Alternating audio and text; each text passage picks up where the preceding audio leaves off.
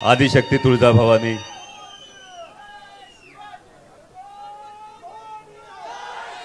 उभ्या हिंदुस्थानचा आराध्य दैवत छत्रपती शिवाजी महाराज आणि छत्रपती शिवाजी महाराजांनी या महाराष्ट्राच्या मातीतल्या माणसाला जगावं कसं हे शिकवल्यानंतर याच मातीतल्या माणसाला शेवटच्या श्वासापर्यंत लढावं कसं हे शिकवणारे छत्रपती संभाजी महाराज यांच्या पवित्र स्मृतींना अभिवादन करतो।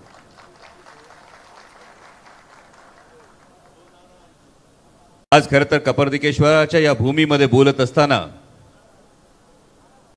या ओतूरची तेवढीच ओळख ही सत्यशोधक चळवळीचं एक प्रमुख केंद्र, महात्मा ज्योतिराव फुलेंच्या सत्यशोधक चळवळीचं एक प्रमुख केंद्र म्हणून आहे।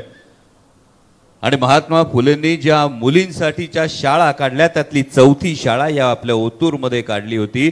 आणि इतकं मोठं योगदान म्हणजे भाऊ डुंबरे पाटलांसारख्या सहकार्यानं ही सत्यशोधक चळवळ आपल्या खांद्यावर घेऊन पुढे नेण्याचं काम केलं। त्या भूमीत बोलताना आज खरं तर वेळेची मर्यादा आहे, कारण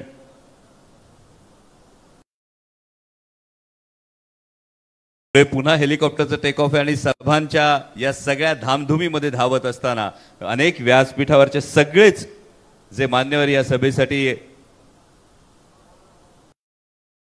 वडीलकीच्या नात्यानं काळजी म्हणून ज्याने आवर्जून ही सभा घ्यायला सांगितलं ते आदरणीय शरदचंद्रजी पवार साहेब, मान्य अशोक बापू पवार, माजी आमदार रामशेठजी कांडगे, माजी आमदार दिलीप भाऊजी ढमडेरे, माजी आमदार बाळासाहेबजी दांगट, मान्य बबनरावजी थोरात, जिल्ह्याचे अध्यक्ष जगन्नाथ बापू शेवाळे, किशोर शेठ दांगट, देवदत्तजी निकम, सुरेश भाऊ भोर, संभाजी शेठ तांबे, अशोकदादा घोलप, आम आदमी पक्षाचे मयूरजी दौंडकर, माऊली शेठ खंडाळे, विकासजी लवांडे, अनिल तात्या मेहेर, बाळासाहेब बानखिले, राजूभाई इनामदार, तुषारभाऊ थोरात, अनिल शेठ तांबे, वैभव शेठ तांबे, शरदरावजी लिंडे, गुलाब शेठ पारखे, सईदभाई पटेल, आमचे बंधू दिलीपराव कोल्हे, अनंतरावजी चौगुले, दीपक शेठ औटी, माऊली शेठ शेळके, मोहित शेठ ढमाले, धोंडीभाऊ शेठ पिंगट, अशोक नाना घोडके, अंकुश शेठ आमले, जयवंत शेठ घोडके, दादाभाऊ बगाट, सुरेखाताई विटेकर, ज्योत्स्नाताई महाबरे, अर्चनाताई भुजबळ, पूजाताई वळसे, राजश्रीताई बोरकर, सुरेखाताई मुंडे, सोनलजी शेटे,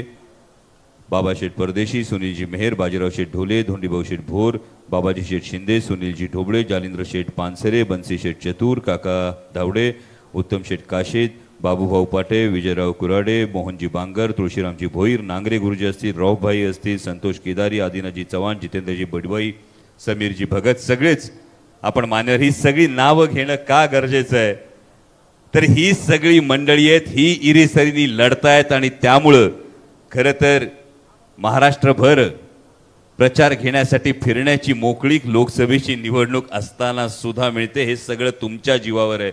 सुरुवातीला जो तुम्ही जे स्वागत केलं, ज्या घोषणा दिल्यात आणि म्हणून तुमच्या समोर नतमस्तक एकाच कारणासाठी फार जास्त वेळ खरं तर आज बोलणार नाही। आपल्याच घरात वेगळं काय बोलायचं आणि जी सुरुवात केली त्या सुरुवातीनेच तुम्ही दाखवून दिले की नेमकं वातावरण काय, तालुक्याचं ठरलंय, शिवजन्मभूमीचं ठरलंय, स्वाभिमान जपायचा आहे आणि तुतारीचं बटन दाबायचंय। कारण साहेब सगळीकडे फिरताना ही गोष्ट प्राधान्यानं जाणवते, प्रकर्षानं जाणवते। मला परवा कुणीतरी विचारलं, अरे तुझी निवडणूक आहे आणि तू बाहेर प्रचाराला कसा जाणार? आणि तेव्हा सहज विचार केला, ही निवडणूक माझी कुठं राहिली, ही निवडणूक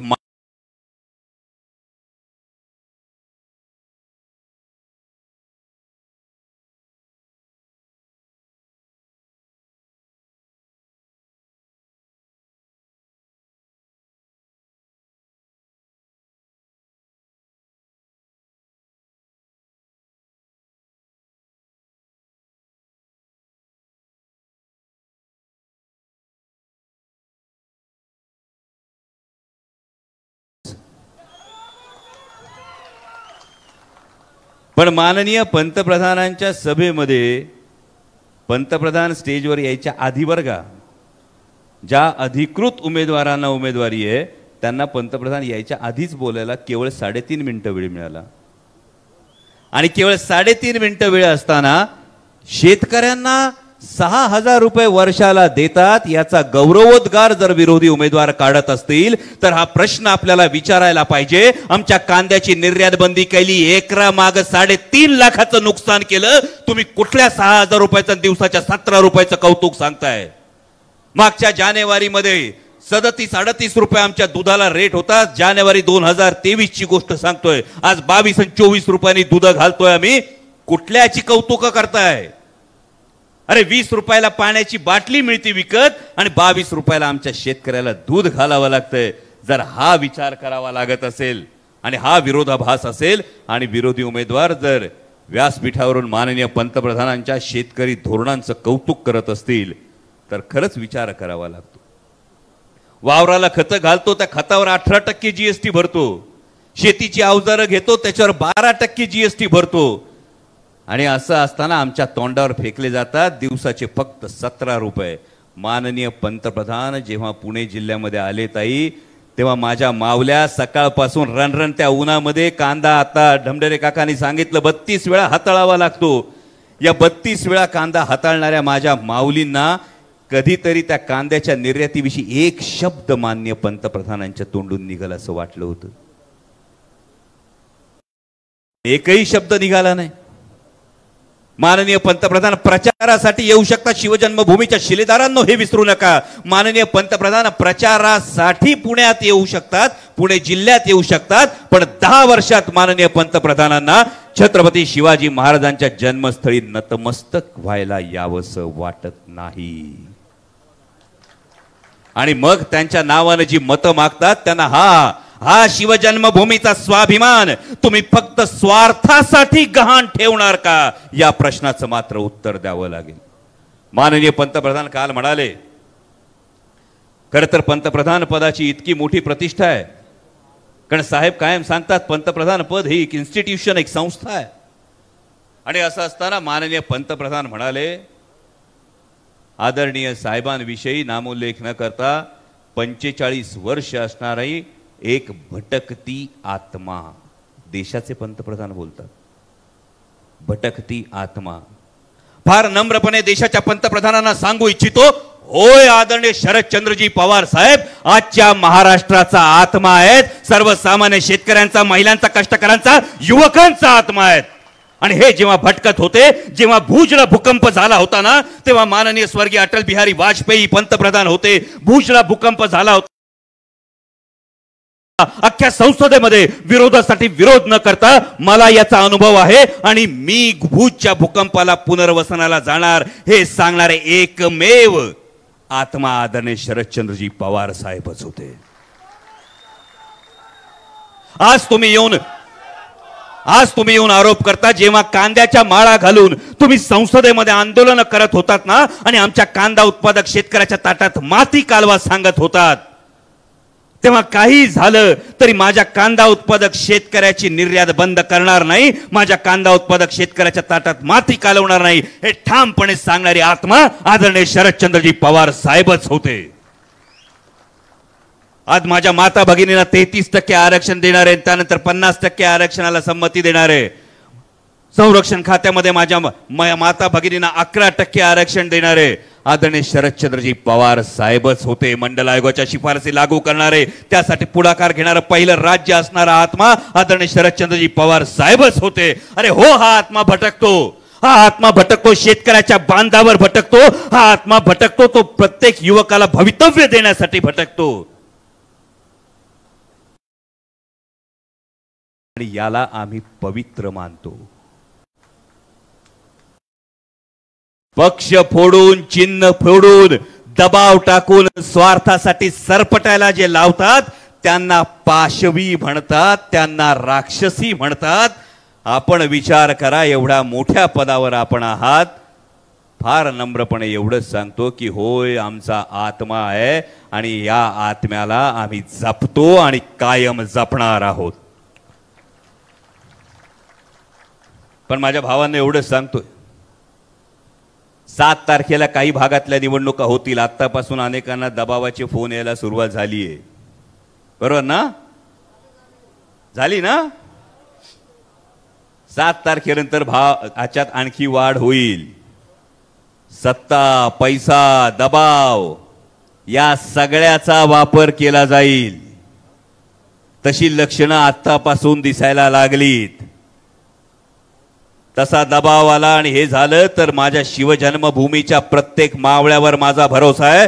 कारण छत्रपती शिवाजी महाराजांच्या काळात अशाच पद्धतीनं फरमानं निघायची. घरादारावरून नांगर फिरवेल सांगितलं जायचं, समोर वाकून मुजरा कर म्हटलं जायचं. पण प्रत्येक स्वाभिमानी मावळ्याने सांगितलं, मोडल पण वाकणार नाही, स्वाभिमान कधी विकणार नाही. ही भावना आपल्या प्रत्येकानं मनात ठेवली पाहिजे. परवा राज्याच्या उपमुख्यमंत्र्यांनी बोलताना एका ठिकाणी सांगितलं, अमोल कोल्हेला पाडूनच दाखवतो. त्यांनी सांगितलं पाडूनच दाखवतो. माझ्यासारख्या लहान कार्यकर्त्याला खरोखर हा प्रश्न पडला, काय चूक केली हो? नेमकी चूक काय केली सांगा ना. माझ्या सर्वसामान्य कांदा उत्पादक शेतकऱ्याचा प्रश्न संसदेत मांडला, ही चूक केली.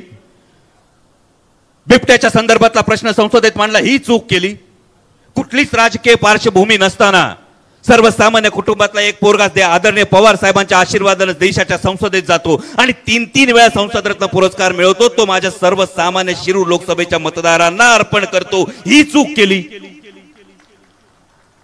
की स्वाभिमान गहाण टाकला नाही, ही चूक केली. स्वार्थासाठी सरपटायला सांगत होता, ताठ मानेनं चालण्याचा आदर छत्रपती शिवाजी महाराजांच्या संस्कारानं ताठ मानेनं चालणं पसंत केलं, ही चूक केली.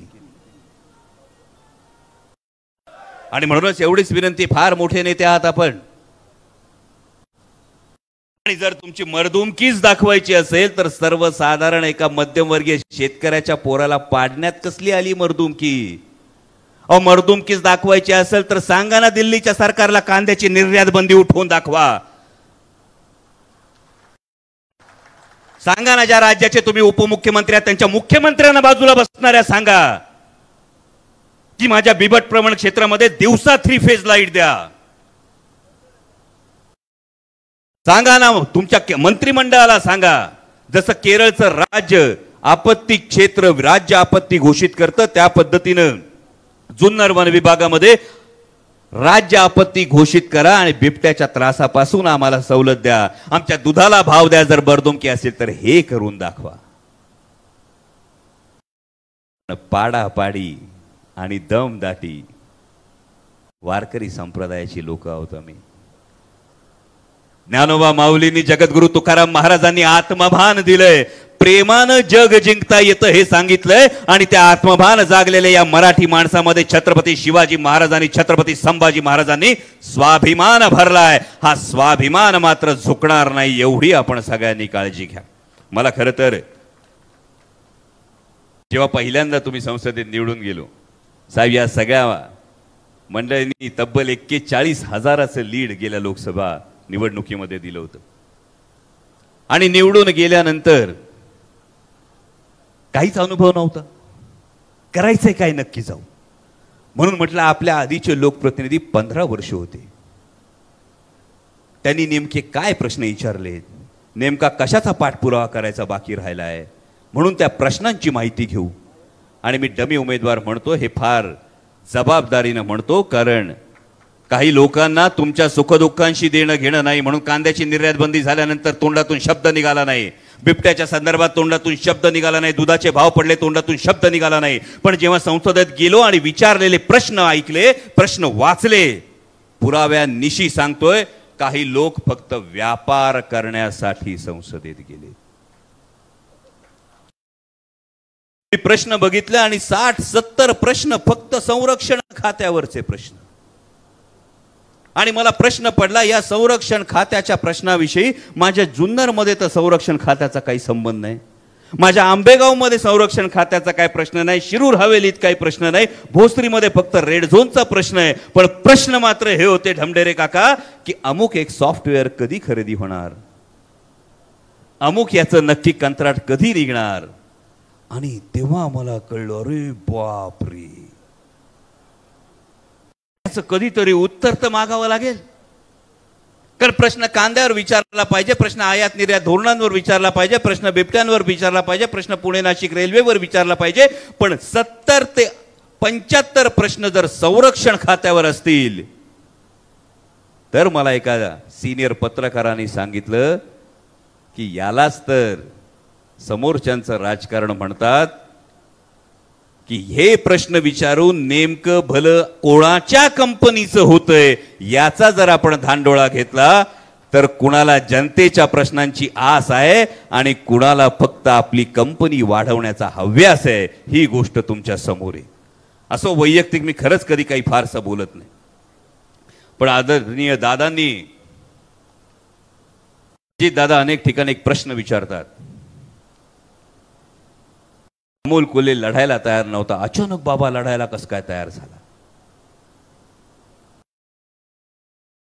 फार नम्रतापूर्वक सांगतो दादा, ही विचारांची लढाई आहे. जेव्हा महाराष्ट्राचा स्वाभिमान डावलला जात होता, जेव्हा महाराष्ट्राचा स्वाभिमान डिवचला जात होता, तेव्हा स्वतःला प्रश्न विचारला की दोन पर्याय समोर, स्वार्थासाठी लाचार होऊन सरपटणाऱ्यांच्या गर्दीत सामील व्हायचं की ताठ मानेनं लढणाऱ्यांच्या फौजेत. तर ताठ मानेनं लढण्याचा पर्याय निवडला, कारण तुम्ही जरी हिणवत असलात नटसम्राट म्हणून,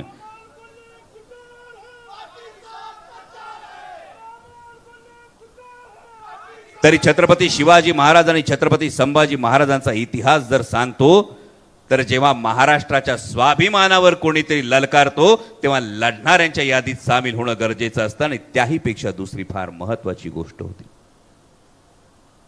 महत्वाची गोष्ट अशी होती की जोपर्यंत कोणी विचारत नाही ना, म्हणजे प्रत्येक घरात एक बाप असतो. बाप कष्टाने घर उभं करतो, भिंती बांधतो, छप्पर सावरतो, उन्हात तानात पावसात वादळ वाऱ्यात तो त्या घराची काळजी वाहत असतो. पोरं मोठी होतात, पोरं करती सवरती होतात, प्रत्येकालाच बापाचं कर्तृत्व प्रत्येक दिवशी माहीत असतं असं कधी होत नाही. बाप असतो, बाप त्या घराचा आधार असतो. आपलं भोकं पडलेलं बनियन शर्टाच्या आत लपवत असतो, आपल्या चेहऱ्यावरची काळजी आपल्या हसण्यामध्ये लपवत असतो. बाप घरासाठी राबत असतो. पण जेव्हा बाहेरचा पाहुणा कोणीतरी येऊन विचारतो की बापानी केलं काय, तेव्हा कळतं की बाप हा बाप असतो आणि त्याला कधी विसरायचं नसतं. त्या सुरकुतलेल्या चेहऱ्यात सुख होऊन व्हायचं असतं. ही आमची संस्कृती आहे. आणि हाच तो बाप माणूस आहे ज्याने आमच्या जिरायती आमची जिरायती जमीन ही बागायती केली. हाच तो बाप माणूस आहे ज्याने सर्वसामान्य शेतकऱ्याला पत मिळवून दिली. हाच तो बाप माणूस आहे ज्याने सर्वसामान्य युवकांच्या हाताला रोजगार दिला. आणि जेव्हा आमच्या बाप माणसाला विचारलं जातं की आदरणीय पवार साहेबांनी महाराष्ट्राला काय दिलं, तेव्हा आमच्यासारखी सर्वसाधारण माणसं उठून उभी राहतात आणि सांगतात की होय, सगळ्यांना आव्हान द्यायचं पण बापाला आव्हान द्यायचं नसतंय कुणी. आणि हीच ताकद आपण दाखवून देणार. आदरणीय साहेबांनी खरं तर सांगितलं होतं की लवकर सभा एवढी का लवकर घेतोस, 13 तारखेला मतदान आहे, 13 तारखेला मतदान आहे, 30 तारखेला एवढा लवकर का सभा घ्यायची. मी आदरणीय साहेबांना सांगितलं, साहेब आमची जुनरी माणसं शिवजन्मभूमीचे मावळे आहेत. ते सहसा पेटत नाही, एकदा पेटले का कोणाच्या बापाच्याने विजत नाहीत, अशी आमची ओळख आहे. आणि म्हणून तुम्हाला सगळ्यांना एवढीच विनंती करतो, मागच्या 5 वर्षात आपण सगळ्यांनी संधी दिली. घरातला तुमच्या लेक आहे, जेव्हा घरातलं लेकरू आईबाप खांद्यावर उचलून घेतात तेव्हा ते जगाला मोठं दिसतंय. तसं तुम्ही खांद्यावर उचलून घेतलं तर देशाच्या संसदेत जाणार आहे. गेल्या 5 वर्षात संधी दिल्यानंतर घरातल्या माणसांसमोर बोलायला कधीच कमी जास्त बघायचं नसतं. गेल्या 5 वर्षात प्रामाणिकपणे प्रयत्न केला, काही कसूर राहून गेली असेल तर पुढल्या 5 वर्षात ती 100% पूर्ण करतो. हा प्रत्येकाला तुम्हाला कानाला धरून हे करवून घेण्याचा अधिकार देतो. आणि तुतारी वाजवणारा माणूस या चिन्हासमोरचं आपण बटन दाबा, एवढी कळकळीची विनंती करतो आणि थांबतो. धन्यवाद. जय शिवराय.